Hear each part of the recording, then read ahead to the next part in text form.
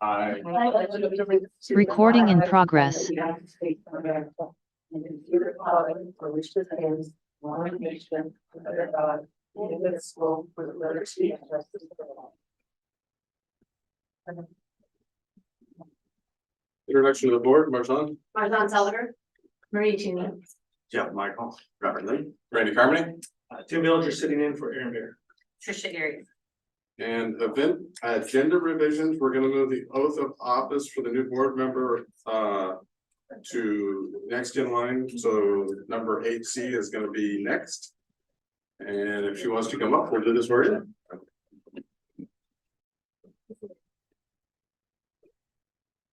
Okay, I'm assuming this is on, but we'll be loud anyway. So Paula, to take oath office, we can go into office. So if you just follow after me. I state your name. I, Paula Sibley, Do solemnly swear do solemnly swear that I will support the Constitution of the United States, that I will support the Constitution of the United States, the Constitution of the State of Oregon, and laws thereof, the Constitution of the State of Oregon and the laws thereof, the policies of Oregon Trail School District. the policies of our Oregon Trail School District. I will faithfully and impartially discharge the duties I will be faithfully and impartially discharge the duties of the office of school board member to the best of my ability. of the office of school board member to the best of my ability. Thank you for your commitment. Welcome to your board.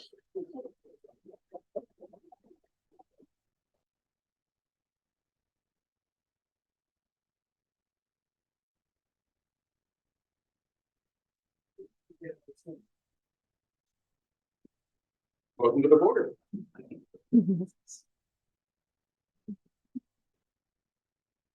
Okay, moving on to approval of the board meeting minutes of November 13th. Is there a second? Second. It's been moved and seconded. Any additions or corrections?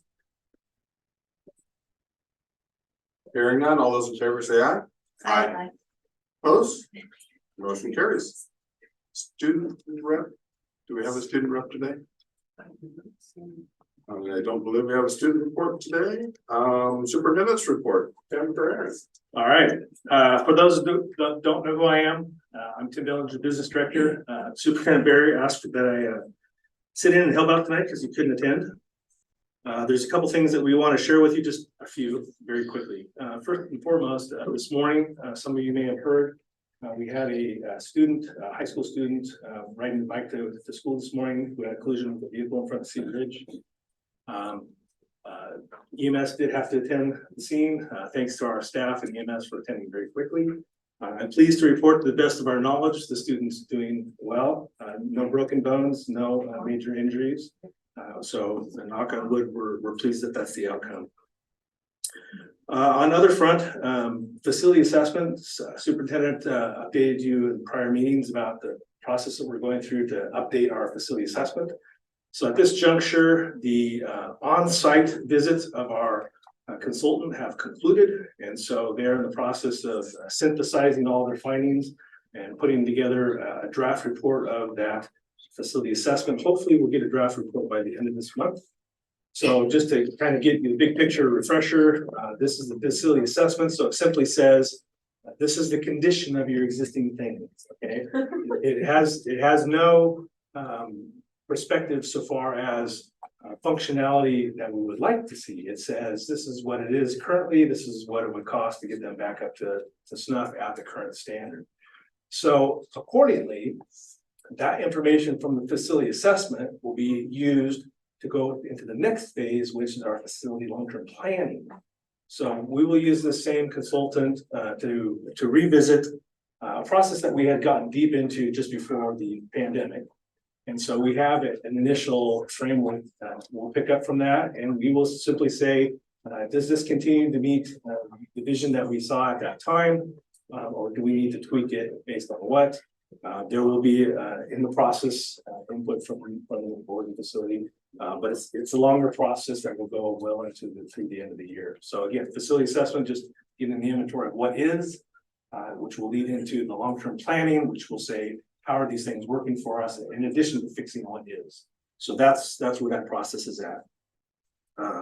Lastly, from my perspective as the business director, I just want to let you know that the auditors have finished their work of our field work. We have gone through our first draft of the annual financial report. So I can give you a hedge that there are no findings. It's going to be a clean opinion, which is always a good thing. But we are very near publishing that, hopefully within the next week, by the end of this week. And I would expect that you will have them to give you a report in January. So that's all I have. Thank you, Tim. Any questions for Tim? Moving on, citizens, we have Richard Sheldon would like to. Yep. I'd like to welcome you. It looks like you're from the city council, so. I welcome. am. Hey, so good evening. My name is Rich. I started to write something out tonight, and then I just figured my goal here really isn't to have an agenda. So last January, and I'm from the city council, I should say too. Thank you for introducing that. But part of being on city council is we all have our liaison roles. Mine was assigned to be a liaison to the school board. Our hopes on city council is that we can begin to work a lot more in partnership than we have historically. And just kind of be here to say, hey, this is me. I would love it to sit down, have some coffee. I'd love to hear your ideas of how the city can work with you and how we can support you and vice versa. I think together we can do a lot more than we can individually, and at times even though we don't need to, I think sometimes we can work in oppositions of these roles. Again, I don't intend to during these meets have any decisions made. I would like someday to maybe even offer on behalf of the city council a joint meeting. I think that could be fruitful. But I just really wanted to stand here today, introduce myself, tell you I'm the point of contact from the city council, from that elected body. And I do know our city manager and our school board superintendent have meetings, but I do think there is a different relationship amongst elected officials. And so I would really like to offer that kind of olive branch to you guys in hopes that it could be returned. I will leave with, I'm so sorry, you told me your name and I forgot. Trisha. I will leave my business cards right here with Trisha. On there is my personal cell number, and I'm available. Feel free to call me. I can usually work my work schedule around pretty decent to make things work. And that's really all my goal today. Unless you have any questions from a city council perspective for me right now, I'm happy to answer them. Otherwise, that's was really my agenda. Appreciate you coming by. Thank you very much. That's the only card I had from a citizen, so certified staff.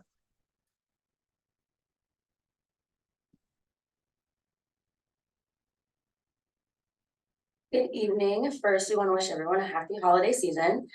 Second, we want to talk about student behavior issues and their longevity. After considering the school board addresses we have given in the last 2.5 years, there has been one absolute every time we report, and that absolute has been regarding student behaviors.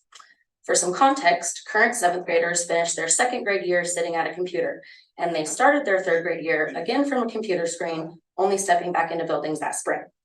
With that in mind, it is no wonder why, having missed critical social development time, we see behaviors that are much younger than pre-pandemic times in the 7th grade.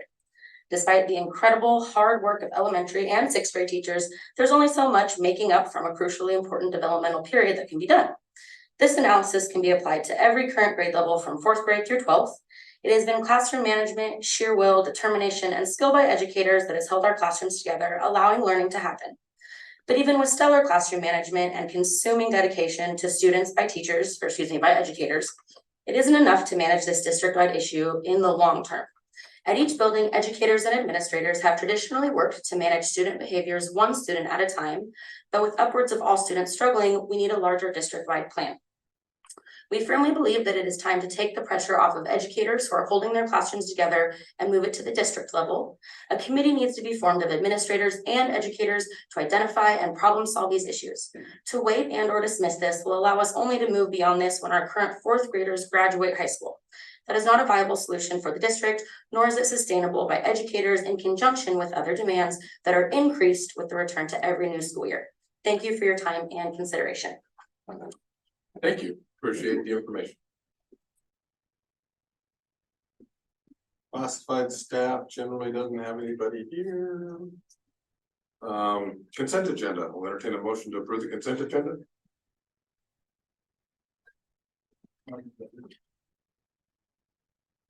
For a second. Is anybody want to pull anything out or have a discussion? I mean, the financial statements are so tight. Oh, yes. That was our. You're just trying to brown those Tim because he's sitting up here. Yeah, well, you're in between us. If there's no discussion, all those in favor say aye. Aye. Opposed, motion carries. Now you got me off. Action items, revision to board policy DJ and DJC. Okay, so in the last legislative session, there was the Senate bill passed, Senate Bill 1047. What this Senate bill did was increase certain purchasing thresholds for competitive procurement, when you need to get bids and quotes. So to the thresholds, one of them hadn't been touched in 10 years, the other one hadn't been touched in 20 years. So essentially, the reason why this came up is they felt that from the legislature's perspective, they were disenfranchising certain vendors out there from being able to participate in district or governmental, because this doesn't just apply to school districts, it applies to all Oregon governments. Their ability to participate in certain purchases because they just were not in the position of wanting or capable of going through a more detailed bidding process. So by raising the thresholds for informal procurements, their idea was that you'll get more participation. At the same time, they recognize that the differential that we're seeing in purchases of some of those lower level purchases is really not substantial in the picture of the size of individual government's budgets. So they saw it as we get more participants and we're not going to lose much in the form of cost and competition. So based on that, I have gone through and our two relevant policies are purchasing policy DJ and our competitive purchasing BJC policies, and addressed the policies specifically in relation to the new thresholds that have been established by the state. One other side caveat, the federal government has their own purchasing thresholds, right? So previously, we always had to be concerned with Oregon allows you to do this, but remember, these are federal funds, so you have to do that. We were able to identify a federal regulation with the help of the Nutrition Services Department of Ed that actually allows us to establish a federal purchasing threshold for competitive procurement, the same as the state, as long as it is the same as the state. And so we also revised the policy to recognize that CFR to allow us to adopt the level for federal purchasing the same as the state, which would have been good to know because we're going under procurement review with our nutrition program from last year. It would have been nice if they were in line then, but we're taking advantage of it now. So that's what you have in front of you. We've revised two policies to reflect the thresholds that are now allowed per House Bill 1047. Can I answer any questions for you? I'll entertain a motion to approve. I so move we approve the revision to the board policy, DJ purchasing and DJC public contracting as presented. It's been moved and seconded. Are there any discussion? Can I add one more comment? Yes. Normally with policies, we would say, hey, take your time, read it, come back a second time. We want to take advantage of this one as soon as we can. And the earliest effective date that we can use this is effective January 1st. So by changing the policy now will allow us to begin operating under those thresholds immediately rather than waiting for subsequent meetings. So thank you. If there's no discussion, all those in favor say aye. Aye. Opposed? Motion carries. Thank you. National High School Journalism Out of State Travel, Mr. McIntyre.